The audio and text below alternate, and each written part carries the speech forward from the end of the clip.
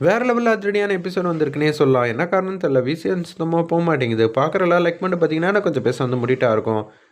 எல்லோரும் வந்து செலிப்ரேட் பண்ணலான்னு சொல்லிட்டு வாசலில் வந்து நின்றுட்டுருக்காங்க. சுபத்திராலேருந்து எல்லோரும் அப்பன்னு பார்த்து இன்ப அதிர்ச்சி தர மாதிரி நம்ம அலங்காரம் பாட்டி வந்து மாதம் ஆட்டோலேருந்து இறங்குறாங்க. அச்சச்சோ இவங்க வேறு வந்துட்டாங்களா? சுபத்ராவுக்கு வந்து சந்தோஷம் தாங்கலை. அவங்க ரொம்ப ஆச்சரியமாக வந்து பார்த்துட்ருக்காங்க. சிந்தாமணி வந்து இவங்க வந்துட்டாங்க, எப்படி இருந்தாலும் நம்ம இசையை மாட்டி விட்டுற வேண்டியதா?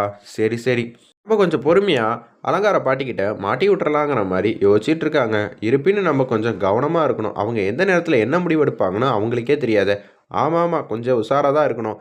என்னம்மா எல்லாரும் வந்து சந்தோஷமாக நிம்மதியாக இருக்கீங்களே, எனக்கு இதை பார்க்குறதுக்கு மனசுக்கு நிறைவாக இருக்குது. நீங்கள் இப்போ வந்தீங்க?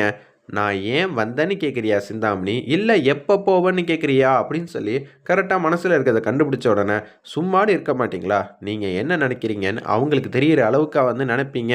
கொஞ்சம் வாயை வச்சுட்டு சும்மா இருங்கன்னு ஸ்ரீஜா வந்து சொல்லிகிட்டு இருக்கிறப்ப, என்ன மூத்தவளே, என்ன சிந்தாமணி கிட்ட ஏதோ சொல்லிக்கிட்டு இருக்க, என்ன கரெக்டாக கண்டுபிடிச்சிட்டேன்னு சொல்கிறியா?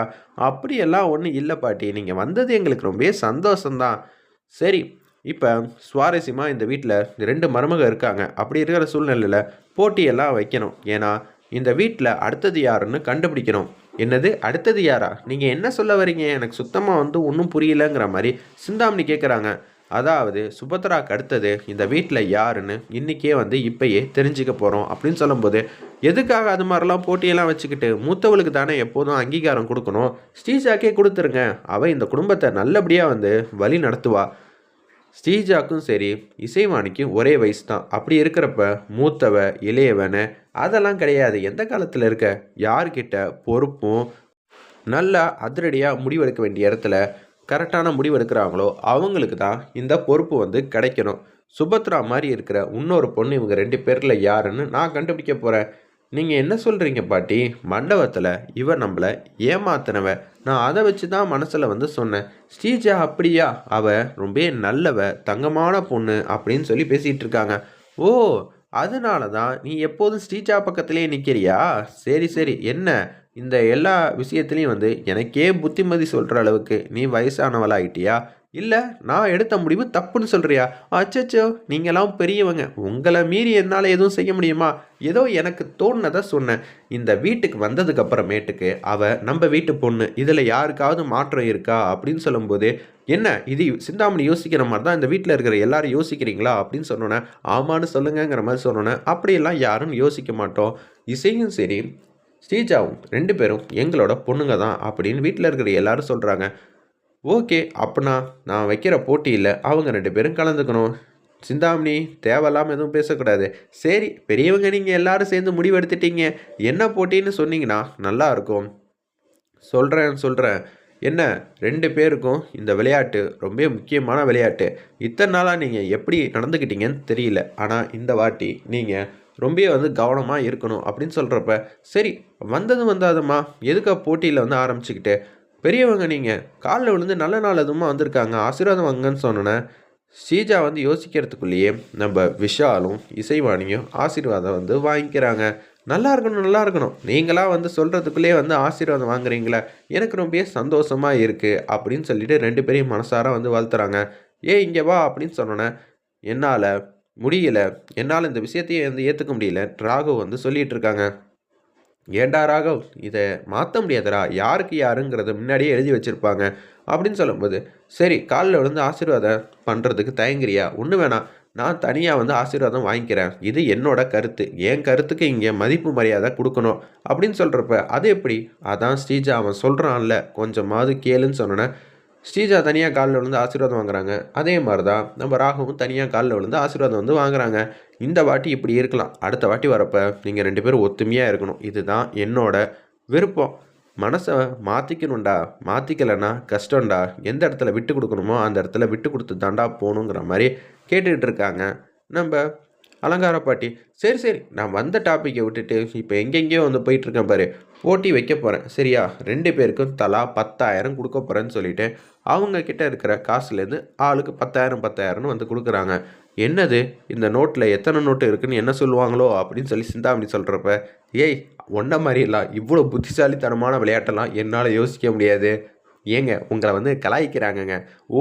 கலாய்க்கிறீங்களா? உனக்கு அதுவே இப்ப தான் தெரியுதா? அந்த அளவுக்கு நீங்க இருக்க. சரி, சரி. அப்படின்னு சொல்லும்போது, எனக்கு ஒண்ணும் புரியலையே. யாராவது வந்து யூகிங்க. இந்த விளையாட்டு எத பேஸ் பண்ணி இருக்கும்னு? தெரியலையே. நீங்க எது சொன்னாலும் கரெக்ட்டா இருக்கும். அப்படின்னு சொல்றாங்க. இப்படி சொல்லி ஜெகா வாங்கலான்னு பார்க்குறீங்களா? அப்படின்னு சொன்னோனே, இப்ப உங்க கையில ஆளுக்கு 10,000 10,000 இருக்கு. இந்த வீட்ல 1 மாசத்துக்கு இதான் உங்ககிட்ட குடுத்த காசு. நீங்க என்ன பண்ணுவீங்க? அப்படின்னு சொன்னோனே, அப்படி யோசிச்சுட்டு இருக்காங்க. இதுல யாரு கரெக்ட்டான முறையில செலவு பண்ணிட்டு வீட்ட நல்லபடியா பார்த்துக்க போறாங்களோ, அவங்களுக்கு தான் இந்த போட்டியில நான் குடுக்க போற பரிசு. அந்த பரிசு என்ன? சுபத்ராவோட கொத்து சாவி. கொத்து சாவிய வாங்கணும்னா, இந்த 10,000 போதும் அப்படின்னு சொல்லும்போது, இந்த 10,000த்த வச்சு என்னால என்ன செய்ய முடியும்னு ஸ்ரீஜா கேட்குறாங்க. நான் பெரிய இடத்த வீட்டு பொண்ணு. அப்படி இருக்கும்போது என் கையெல்லாம் பெருசு பெருசா தான் இருக்கும். நான் செலவு பண்ணுறதும் ரொம்ப அதிகமா தான் இருக்கும். ஏதாவது ஐடியா குடுங்க. திடீர்னு இது மாரி 10,000த்த குடுத்துட்டு என்ன பண்றது? நீ வேணா எல்லாத்து காசுக்கும் மளிகை ஜாமான் வாங்கிட்டு வந்துரு. மளிகை ஜாமான் 10,000க்கு வாங்கிட்டு வந்துட்டேன்னு வச்சுக்கயேன், மளிகை ஜாமானும் போதும். அதே மாரி மனசும் எல்லாருக்கும் நிறைஞ்சிருங்கிற மாரி சிந்தாமணி வந்து சொன்னோனே, சரிங்க நீங்க சொன்னது நல்ல முடிவு தான் அப்படின்னு சொல்லிட்டு இருக்கிறப்ப, ஸ்ரீஜா வந்து யோசிச்சுட்டு அது மாரி எனக்கு ஐடியா கிடைச்சிருச்சு நான் போறேன்னு சொல்லிட்டு பைக் எடுத்துட்டு போறாங்க. "என்ன இசை? என்ன நீ யோசிச்சிட்டு இருக்க?" அப்படின்னு சொல்றப்ப, "உனக்கும் இந்த அமௌண்ட் கம்மியா இருக்கிற மாரி தெரியுதா? அப்படியெல்லாம் என் மருமக யோசிக்கவே மாட்டான்னு" சுபத்ரா வந்து பேசிக்கிட்டு இருக்காங்க. அவளுக்கு என்ன பண்ணணும், ஏது பண்ணணும் நல்லாவே தெரியும். என்ன பொறுத்தளவு பொறுப்பான பொண்ணுன்னா, அது இசைவாணி தான் அப்படின்னு சொல்றப்ப, ஸ்ரீஜாவ பத்தி கேட்டப்ப வாயே தொறக்கல. இசைவாணிய பத்தி கேட்கறப்ப மட்டும் சுபத்ரா பக்கம் பக்கமா வந்து வசனம் பேசிட்டு இருக்காளே! ஓ! புடிக்காத இடத்துல இருக்கும்போதே, இந்த அளவுக்கு இசைவாணிய பத்தி நீ புரிஞ்சு வச்சிருக்கியா? அப்பன்னா பார்த்துக்கம்மா, நீ மட்டும் சுபத்ராவோட மனச ஜெயிச்ச மாரியே, இந்த வீட்டுக்கான அங்கீகாரத்தையும் நீ ஜெயிக்கணும். அதுதான் என்னோட விருப்பமும். என்ன பொறுத்தளவு நீ ஜெயிக்கணும் தான் நான் நினைக்கிறேன். பார்ப்போம். நான் சொன்னா மட்டும் முடியுமா? நீ என்ன மாரி முடிவு எப்பப்ப எடுக்கிறியோ, சரியான நேரத்தில எடுக்கிறதெல்லாம் ரொம்பவே அவசியமானது அப்படின்னு சொல்லிட்டு, வேக வேகமா வந்து போறாங்க. அந்த இடத்துல நம்ப இசையும். இப்ப என்ன நடக்குதுன்னு ஒண்ணும் புரியலையே! என்ன பண்ண போறாங்கன்னு தெரியல. அப்பன்னு பார்த்து, இசைய தடுத்து நிப்பாட்டணும். இசைக்கிட்ட இருக்கிற 10,000 இருந்தா தானே ஜெயிப்பா.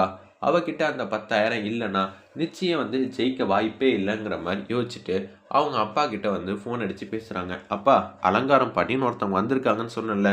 "ஆமா, நம்ம விஷயத்துல கூட ஏகப்பட்ட வாட்டி தலையிட்டாங்களே. இப்ப வீட்டுக்கு வந்ததும் வராததும் இல்லாம, சுபத்ராவோட கொத்து சாவி யாருக்குன்னு ஒரு சின்னதா போட்டி வச்சுட்டா. என்னம்மா, நீ தானே மூத்தவ. அப்படி இருக்கும்போது உனக்கு தானே குடுக்கணும்." இதே மாரி தான் சிந்தாமணியும் கேட்டாங்க. "அப்படியெல்லாம் கிடையவே கிடையாது. போட்டி வச்சு தான் கண்டுபிடிக்கணும். இல்லாட்டி நாளடைவுல சண்டையும் சச்சரவும் தான் வரும்னு சொல்லிட்டு சொல்லிட்டாங்க." "சரிம்மா, அதுக்கு நீ என்ன பண்ண போற?" "அதான்ப்பா இது மாரிலாம் வச்சிருக்காங்கன்னு சொல்லி நடந்தது எல்லாத்தையும் சொல்றாங்க. இப்ப என்ன, இசைவாணிகிட்டேருந்து இருக்கிற 10,000 வந்து வாங்கணும். அவ்வளோதானே. சரி நான் பார்த்துக்கிறேங்கிற மாரி யோசிச்சுட்டு இருக்காங்க. "அப்பா இந்த விஷயத்த மட்டும் கவனமா செயல்படுங்கப்பா" அப்படின்னு சொல்லிட்டு சொல்றாப்ல. வெயிட் பண்ணி பார்ப்போம்.